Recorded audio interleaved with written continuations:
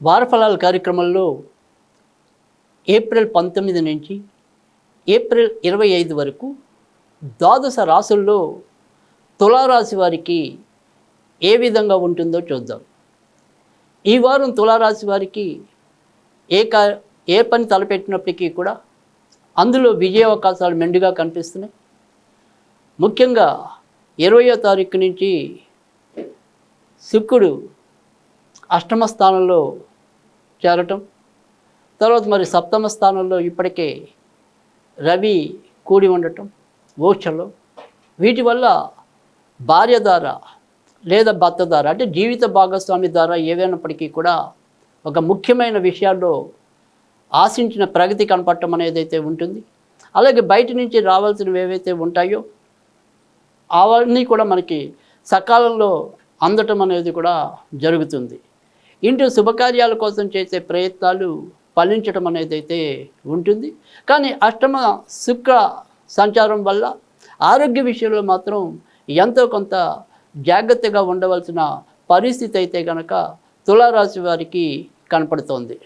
కనుక బాగా అవసరమున్న విషయాల కోసం తప్ప ప్రతిదానికి కూడా అవసరం ఉన్నా లేకపోయినా అనవసరంగా ఎక్కువగా హైరాణ పట్టడం అనేది అనవసరం.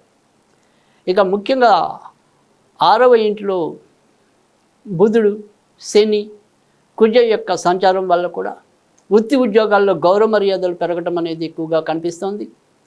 ఎప్పటి నుంచో ఎదురు చూస్తున్న పదోన్నతి కానీ లేదా జీతభత్య పెరుగుదల కానీ ఇలాంటివి ఏవైనప్పటికీ కూడా కొంత నోరు తీపి చేసుకునే పరిస్థితి అయితే కనుక తులారాశి వారికి ఎక్కువగానే కనిపిస్తుంది.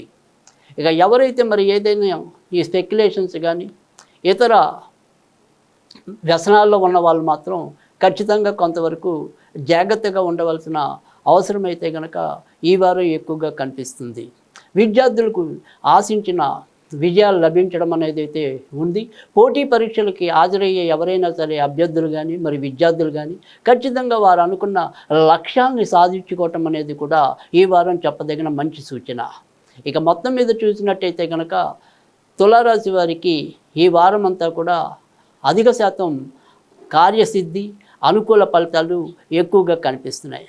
అయితే ఇంకా మరింత మెరుగైన ఫలితాలు పొందడం కోసం ఈ వారం తరచూ ఏదైనా సరే వెంకటేశ్వర స్వామి ఆలయాలకి వెళ్ళటం కానీ మరి వెంకటేశ్వర స్వామికి అర్చన చేయించుకోవటం వల్ల కానీ మరింత మంచి ఉపశమనం లభించడానికి అవకాశం ఉంది.